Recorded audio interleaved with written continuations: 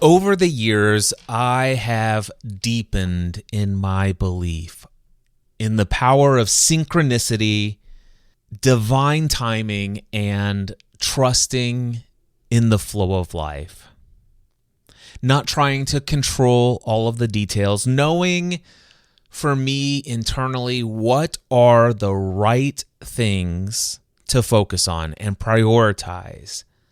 And trusting that when I'm doing the things that feel most aligned, that I feel most called to do, that I feel inspired to take action on, when I do those to the best of my ability, that I can just trust that all things will work out. I want to share with you in this episode why I believe in the power of synchronicity, that things are meant to happen exactly the way they happen, how they happen, and all of this other stuff, that divine timing is a real thing. An example of why I simply have come to have this trust that things are working out, that I can go with the flow and surrender this idea of resisting what is. I'm pulling from a very detailed, very lengthy journal entry where I documented a couple of situations. And after I documented this, I felt that nudge within. I want to create a podcast episode to tell these stories.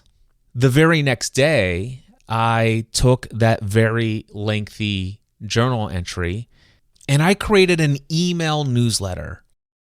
However, for the purposes of brevity in email communication or written communication, it didn't include all of the components that I could share inside of a podcast episode. So here I am with, what did Paul Harvey used to say? The rest of the story. My hope that as I'm telling you these stories, you'll think back to times in your life where synchronicity happened, where divine timing showed up and made itself known. Yes, we were meant to have this conversation at this very moment in time. And that was going to lead you to go and do something that then unlocked something else that you thought that was completely blocked off from you. Anyway, I'm getting a little ahead of myself. Many years ago, I met an individual at a conference that I attended. It was a powerful, electric, energetic connection from the get-go. It was one of those situations where I met him. There was an energy between us that was just like, we resonated with one another. I went off and did my own thing, but we began to text one another. Over the years, we've emailed back and forth, and he's been following my content very closely for more than 5 years. Fast forward to more than 5 years later, we recently reconnected. I was on my creative personal retreat back in January of 2025, and I did a live stream, and he responded to me or sent me an email, said, "Hey, Cliff," or I think it was a Facebook message. It was something. Reached out to me, made a comment about it, and I said, "Hey, why don't we jump on a call and catch up? It's been a long time." And so I invited him to a 30-minute connect call. And the same sparks flew during this 30-minute connect call. It turned out to be incredibly rewarding and empowering for him. He got some fresh insights and began to go and implement on those. And when he reached out to me and says, "Hey, I really want to thank you for that," I felt that it might be a time that, hey, why don't I invite you into a complimentary 90-minute one-on-one coaching session with me? This is something that I do, by the way. I use what's called the Prosperous Coach Method for creating clients. And when I've identified somebody that I really do believe is a ideal client that I think that could benefit greatly from being in a paid coaching relationship with me or as a member of my mastermind group, I will reach out to them and I give them a full-blown experience of my coaching with no strings attached, no expectation or any obligation that they become a paid client. but just to see what kind of thing happens in the context of a full-blown 90-minute coaching experience. And if that goes incredibly well, and I still feel very confident that this person could be a good fit as a client, I will invite them to a second 90-minute complimentary coaching experience. Again, with no strings attached and still no expectation nor any obligation that they become a paid client.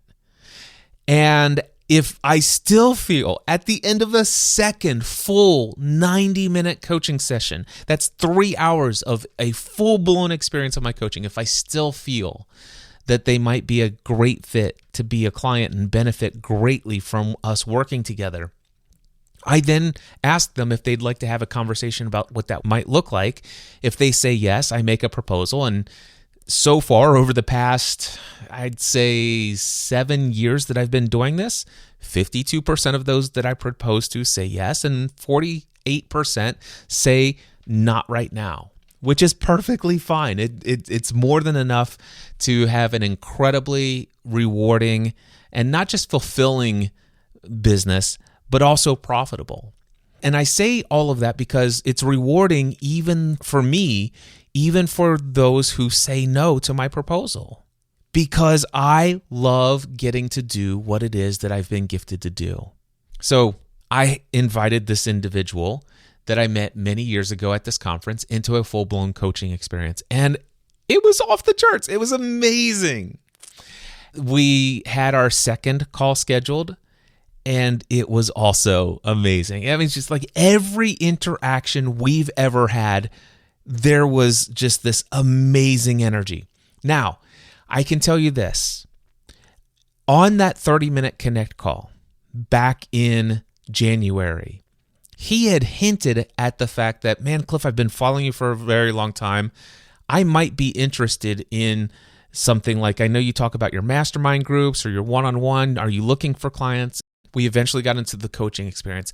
Then we had our second one on February 26th of 2025.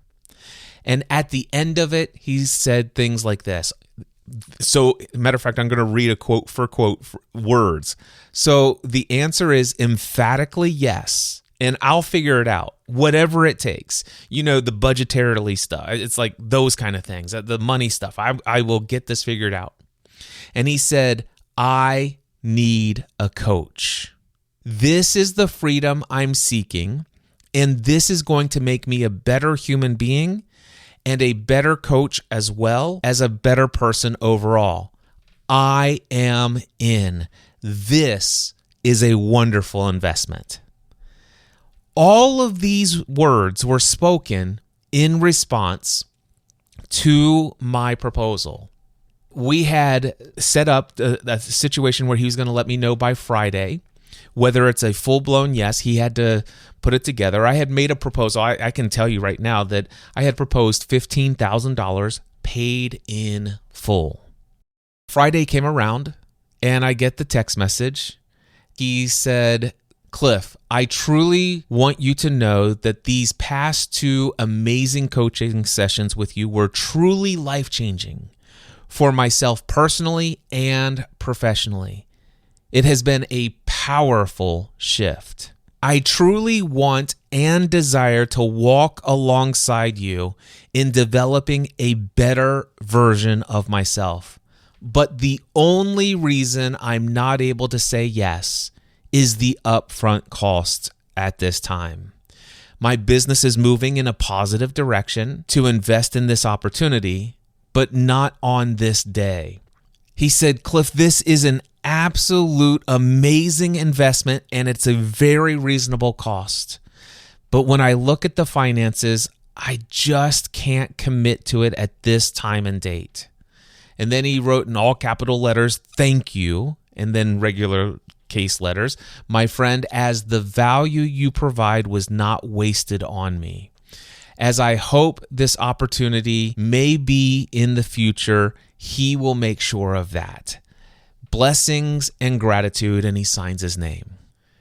Now, recognizing that his only objection was this upfront cost of $15,000, I went and checked in with my gut feeling on this. And there are many reasons why I choose to ask people to invest paid in full. And I very rarely make exceptions to that rule these days.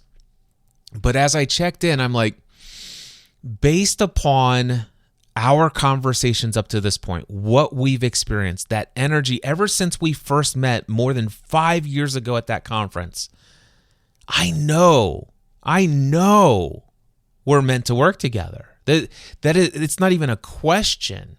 And if the only thing that's keeping him from moving forward right now was a $15,000 right now payment up front, I decided that I would be okay going with a monthly option for this individual. So I reached out to him. I sent him a text message and said, hey, I totally understand that. I would not normally do this, but based upon our experience together so far, I'm absolutely committed to helping you succeed, and I would be willing to spread this investment over 12 months, which would completely eliminate this upfront hurdle. After hearing that text and given our experience together up till that point, I was certain that I would hear a response by the end of the day. But I did not. So on Saturday, March 1st, to ensure that he did not lose sight of the transformation that he had already experienced and that he was already committed to, I sent an email that was a reminder of what felt true in our conversation. And I simply included a reminder of some of the exact phrases that he said from the transcript of our coaching conversation. And I had then included a reminder that I had made a text offer to break down this hurdle of the payment in full by giving him the option for 12 monthly equal installments for our coaching together. I sent that email off. Then I followed it up by sending him a text message and saying, hey, just want to let you know, I sent you an email. Before you make your decision, please read that email. I said it's the weekend, so no need to respond to me now. Feel free to just let me know by the end of the day on Monday. So I had sent that text message to this individual, and I did not hear anything the next Monday. Nothing. It was complete silence. So I didn't want to be that pushy person that's always there, hey, let's make this happen kind of stuff. I didn't send anything on Monday. I waited. And then on Tuesday, I still had no response. So I sent him just a quick little bumper text message. We have been connected via iMessage ever since we met at that conference many years ago. We've texted back several times. So I just sent him a little bumper text. And even though I had sent that, the last one that I sent said delivered, and it doesn't say read. So either read receipts had been turned off, or it is a situation where he went in and read the text and then just clicked to mark it unread. I do that a lot when I need some time before I respond to a text, and I want to make sure that I don't forget. When I leave it unread, it's a reminder to come back and respond to that at some point. But because it said delivered and the text from Friday said delivered, I went ahead and also shot him a Facebook message with the same little bumper note about the email. And I got no response. Wednesday came around, no response. On Thursday, March 6th, no response. I'm like, Now, by the way, through all of this, I'm serving other clients that I already have as paid clients. I'm facilitating paid mastermind groups. I am also working with other people who are potential clients that I've identified, and I'm giving them complimentary sessions. I'm connecting with people who I've met over time, and some of them I'm having 30-minute connect calls with to learn a little bit more about who they are and what they've got going on in their world. I am reaching out all the time, meeting new people, connecting with people, building relationships, learning who people are, what's going on in the world. I'm still continuing to progress forward. I'm not freaking out about this. It's just that this is odd. I mean, every indicator was there. There's never been a time where I was this certain that somebody was my next client, and then something like this happened. This was just throwing me for a loop. And I approached it with a bit of curiosity. I'm like, I wonder what's going on here. Then Friday rolled around, nothing. Saturday, Sunday, the whole weekend went through, nothing. Then I sent one more follow-up, and I'm like, okay, I should let this rest. I was absolutely certain that he had committed, he's in, he's ready to go. He just needed to work out the finances for that big upfront $15,000 paid in full. He had tried to work out some details. It didn't work out, so he had said no. I made him an offer to remove the upfront requirement, monthly installments. I'm almost certain that that's going to remove anything that would be between us. But yet here's all this silence, no response. And I feel like I followed up the appropriate amount given the conversation related to that proposal. You know, it's this, Cliff, I'm in. Absolutely, emphatically, I'm in. I know this is what I need. I know that God brought you across my path those years ago, and I've been wanting to work with. I mean, these are the kinds of things. And that's the only reason I sent as many follow-ups as I did, and they were spaced even days apart from each other. So the whole weekend went by, and I'm like, nothing. And I'm like, okay, I am going to send one more, what I would consider to be a final follow-up. I'm already supposed to see this individual again in person at an event again here pretty soon. Maybe I'll see him then if I don't hear back from him, but I'm going to send him one more follow-up. It had been several days, and so the email said, just checking in to see if my messages are making it through. Let me know when you get a moment. And then to make sure he saw it, I also sent the following via text message and Facebook Messenger. I said, just sent you a quick email to check if my messages are reaching you. Let me know when you have a moment. Hope all is good with you. And I sent those on Monday, March 10th. Nothing heard. No response. And I'm like, okay. Now, what did I do? I went into my follow-up system. I have my own personal custom-built CRM, client relationship manager, to remind me when to follow up with someone again. I knew that we have the potential of all intentions were for us to meet up face-to-face the next time we're at this event together. That's coming up very soon, a couple weeks away. And I said to myself, you know what? I will follow up with him the week after I get back from that event. And I kind of just set it aside. Now, in the past, many years ago, I might have jumped to some conclusions. I might have made some assumptions about what this means. Some of those thoughts that would have rolled around my head were, maybe I'm not as powerful as a coach as I thought I was. Maybe my coaching only feels great in the moment, but it doesn't last long enough for people to feel truly connected to it maybe a week later. Or perhaps I could have made assumptions about this individual. Maybe he's experiencing deep resistance. Maybe he has the fear of the transformation itself. Maybe he's not ready for this level of accountability and growth. Maybe even though he wants the results, something inside of him is unwilling to fully commit. I might have assumed that he's avoiding me because it's easier to avoid someone than it is to confront them when you've made a decision about your buyer's remorse or whatever. It's like there's all sorts of energetic thoughts that would have been attracted to me years and years and years ago. But that's why I started this episode talking about the power of synchronicity, divine timing, and trusting in the flow of life. Because this is not something that I was able to achieve overnight. It's happened over the process of years. In my case, over a decade of learning these lessons. And I simply knew in my heart a couple of things. I know I'm a powerful coach. I know that a single conversation with me with the right person who has the right open heart and open mind will be transformed, and their life will never be the same after that conversation. I knew in my heart that this individual was not fearing the transformation of working with me.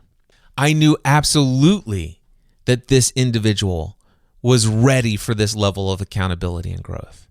And I knew for a fact that he was not avoiding me because he was afraid to confront me with the fact that he'd changed his mind. There's just something in me. I'm like, no, I know that what he stated was authentic, true, and real. What I felt was authentic, true, and real. And I refuse to make assumptions. I refuse to jump to conclusions. I have done what I feel is exactly the right, appropriate amount of follow-ups in exactly the right frequency of doing so based upon the energy that was there coming out of those coaching sessions. I did everything that I needed to do, and I also knew that it was now time to relax, let go, and surrender to the flow of life. And so when I sent that final message on Monday, March 10th, that's exactly what I did. I said, okay, I've done everything that I know is right to do on this end, and I trust in divine timing. I trust in synchronicity, and if it's meant to be, we will work together, and if it's not, we won't.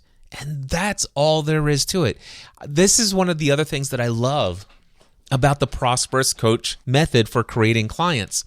And that is that when I say to somebody, no strings attached, no expectation, and no obligation, you'll ever become a paid client, I genuinely mean it. I do. Yes, it's a little bit different. I may have had an expectation when somebody says, I'm all in. This is a great investment. I've been needing this. I want this. Until the agreement is signed, until the money's been deposited, I know that it's still not a closed deal. But in my mind, I had allowed it to be a closed deal in my mind.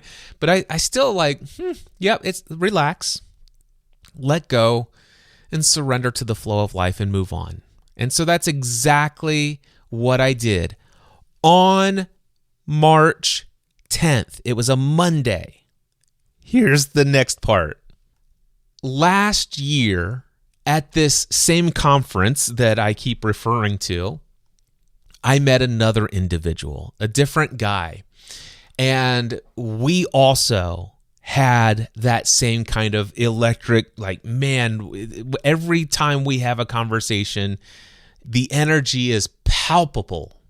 We connected a couple different times face to face at this event last year, went out to dinner together, and then I did some coaching sessions with him once we returned back from the event last year.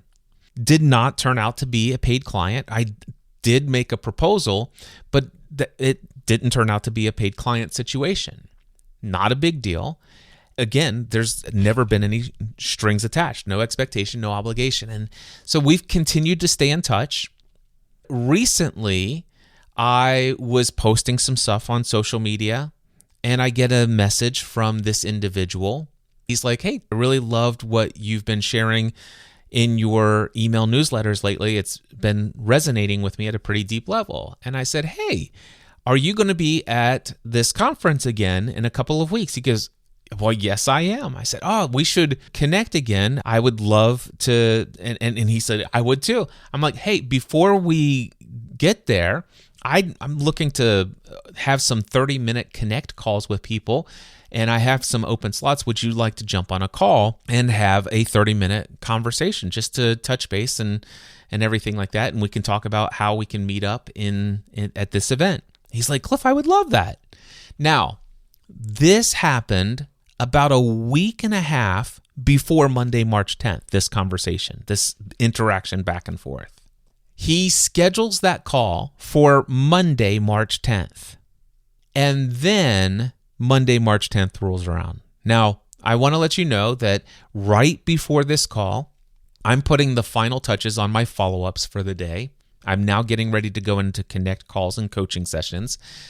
And I had just said to God, you know what? I'm going to put this in your hands. I trust whatever. I don't understand it. I refuse to jump to any conclusions. I'm not making any assumptions, but I've done everything that I feel like I need to do at this point. And I'm just going to go with whatever happens. And I've got some great people to serve today, and I'm ready to move forward.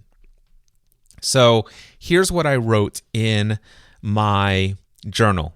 Monday, March 10th, 2025. Today I had scheduled 30-minute call with so-and-so. What I didn't know when I put this call on my calendar was that he would be coming to the conversation just minutes after receiving some unexpected news.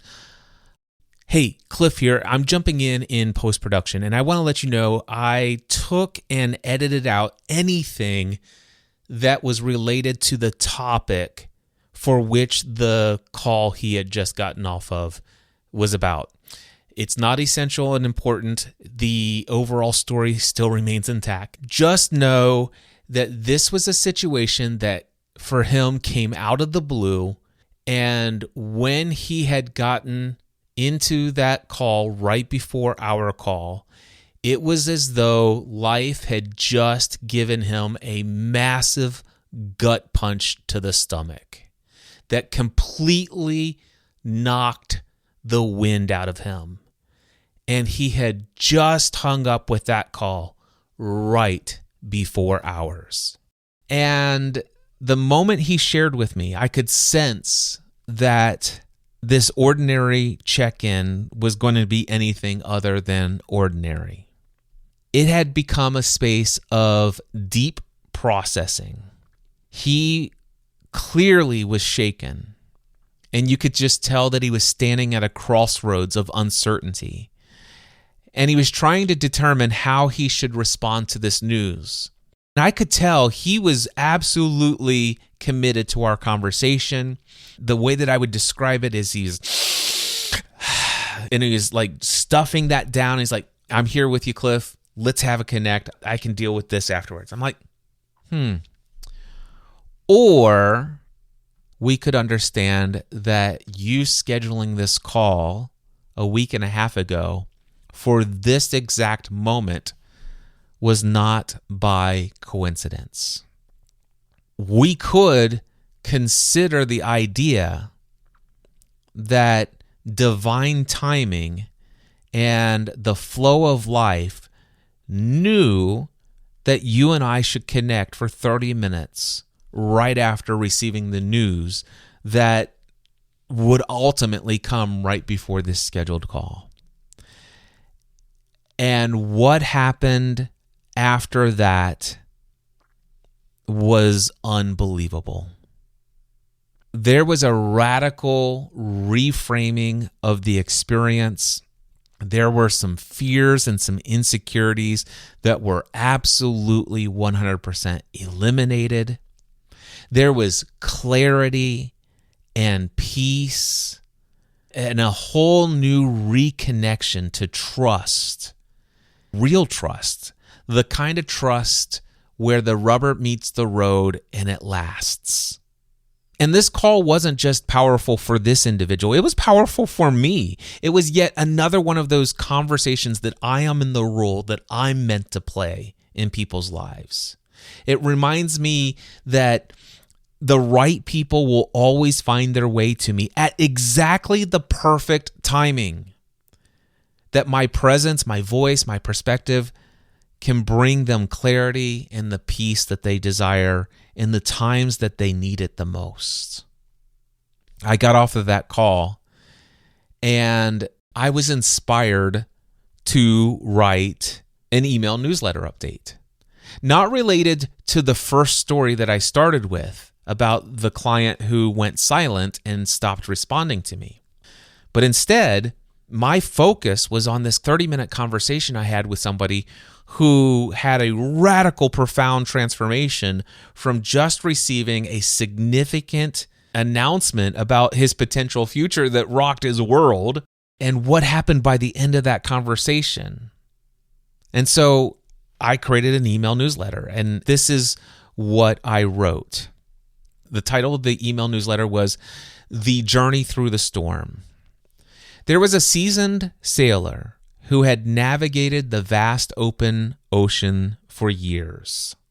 His small but sturdy vessel had carried him through gentle breezes, fierce tempests alike, and through it all, he had always trusted his ability to read the skies, chart his course, and stay ahead of the storms.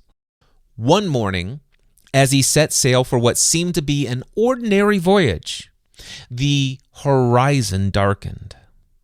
A storm, wild and unrelenting, rose from the depths without warning.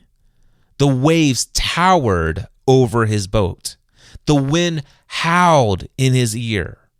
And the once reliable sky was now unreadable. For the first time in years, he felt uncertain. This wasn't part of the plan. He had studied the weather, calculated his path, and had done everything right. Yet here he was, being tossed like driftwood, powerless against forces beyond his control. His first instinct was to fight, tightening the ropes, gripping the wheel, trying desperately to outmaneuver the chaos. But the harder he fought, the worse it became. The waves crashed harder, the mast groaned under the strain, and his exhaustion deepened. Then, in the midst of the storm, a quiet voice from within surfaced. This storm is no different than any other. The sea has not changed, only your perception of it. The sailor took a deep breath. He had survived storms before. Each time he emerged changed, strengthened, and with a deeper understanding of the ocean. Hadn't every storm, every unexpected shift prepared him for this very moment? Slowly, he loosened his grip. He let go of his desperate need for control and adjusted his sails instead. He surrendered, not in defeat, but in trust. And something miraculous happened. The moment he stopped resisting, he noticed a shift. The wind, instead of being his enemy, became his guide. The very storm that he had feared now carried him toward a new horizon, a place he had never planned to go, but one that perhaps he was always meant to reach. And as the storm passed, as all storms do, the sailor looked up at the clearing sky and whispered, "Thank you." Isn't that how life works? One moment everything feels steady, the skies are clear, the winds are gentle, the journey is smooth, and then, out of nowhere, an unexpected and inconvenient storm appears, disrupting our course. In those moments, fear and uncertainty can rise. Instinctively, we may scramble to regain control, trying to steer our way back to familiar waters. But maybe, just maybe, this storm isn't a detour. It's a redirection. Your future is no more certain now than it was yesterday. The sailor believed that he had everything under control until the storm arrived. But did the ocean truly become more unpredictable in that moment? Or was it simply that he was now forced to see what had always been true? The same applies to our life. We have the tendency to move through our days under the illusion that things are certain, that we somehow know what tomorrow holds. But certainty has never been real. It was only a story we told ourselves. The unknown has always been there. The difference is now you can see it. So the real question isn't what will happen next. It's how will you meet this moment, knowing that certainty was never a part of the deal. You see, it's easy to say that we trust life when the waters are calm. But when the waves rise, trusting stops being a concept and it becomes a choice. Do we fight against the inevitable, or do we adjust our sails and let the wind carry us forward? Surrendering does not mean giving up. It means recognizing that you were never in control to begin with. And maybe, just maybe, that's the best news of all. You see, every unexpected shift has led you to exactly where you need to be. Look at your life. The setbacks, the sudden changes, the moments you would never have chosen if given the option. Aren't those the very things that have shaped you? Aren't they the catalysts that forced you to grow, leading you to opportunities you couldn't have ever planned? The sailor thought the storm was ruining his journey, but in the end, it delivered him somewhere he was always meant to go. So here's the question. What if uncertainty is not a crisis, but an invitation? Perhaps you find yourself, like the sailor, gripping the wheel with white knuckles, fighting against one of life's storms. Or maybe your skies, for now, remain peaceful and clear. Either way, storms come. The winds shift. The tides change. It's not a question of if, it's a question of when. So before that moment arrives, ask yourself, when was the last time life surprised me with a change that I didn't see coming? How many times have I faced unwanted challenges only to later realize that they led me exactly where I needed to be? If uncertainty has always been a part of life, why should the next time be any different? Life is not a problem to be solved. It is a sea to be navigated. Some days the waters will be calm. Other days the winds will shift and the storms will rise. But the storm is never the enemy. It is only revealing what was always true, that you were never in control of the sea, only in control of how you choose to sail it. There will always be moments when the horizon disappears, when the winds threaten to carry you where you never intended to go. And in those moments, you will have a choice. Will you grip the wheel in fear, demanding that the sea obey your plan? Or will you loosen your grip, adjust your sails, and trust that the wind may be taking you somewhere even greater than you imagined? Because when you look back, when the storm has passed, as storms do, you may just find yourself standing on a new shore, whispering the same words the sailor once did. Thank you. Are you in the middle of a storm right now? Maybe life just threw you an unexpected curveball. Maybe you are facing uncertainty, feeling the urge to tighten your grip, trying to hold everything together. If that's you, I want to hear from you. Hit reply to this email and tell me, what storm are you facing right now? I'd love to offer some insight, encouragement, or simply be a listening ear. I personally read every reply. Cliff. That's the email that was inspired by my 30-minute connect call with this other individual.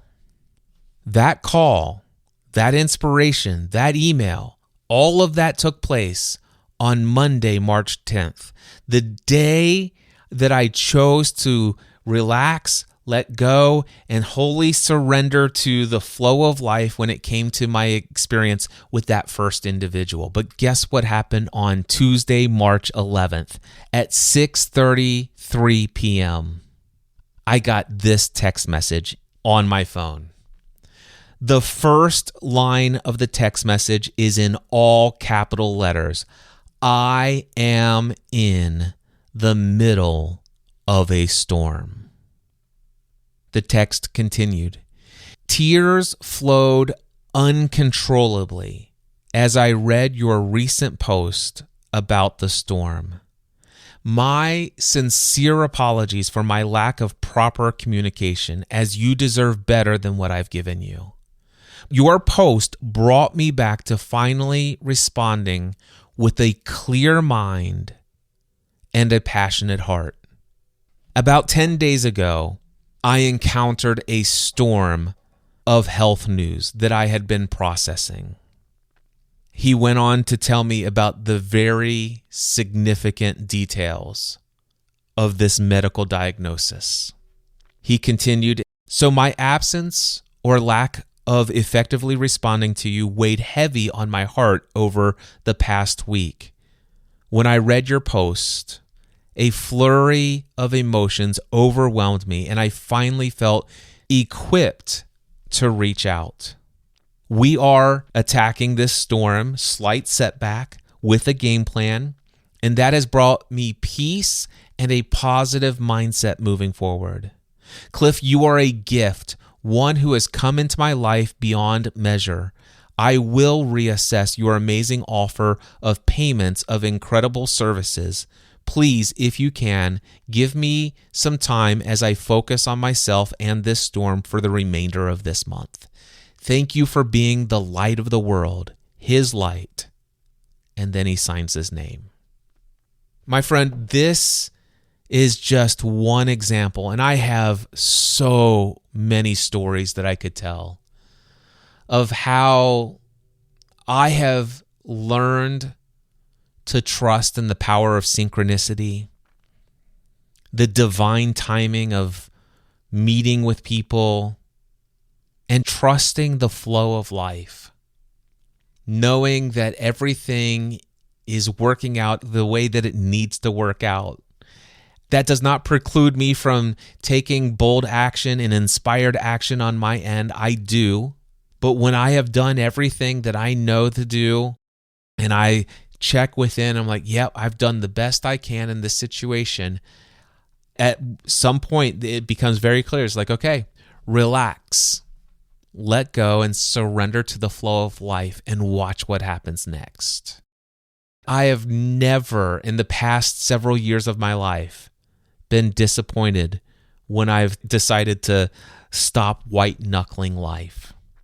It is such an incredible experience to witness how things work out when you have clarity and alignment with who you are, what you know you're meant to do in this world, and you're committed to doing it, and you have a level of trust that that is the right path for you. I hope that you found this episode encouraging, insightful. I hope that when you heard this story, that it brought back to memory and recollection of synchronicities and divine timed appointments and meetings with individuals, and your own stories of where you've had storms in your life, where you might not have ever chosen to go through them yourself, but boy, as a result of that, you ended up in places that you wouldn't have ever intended to navigate to in life. And today you're thankful for it.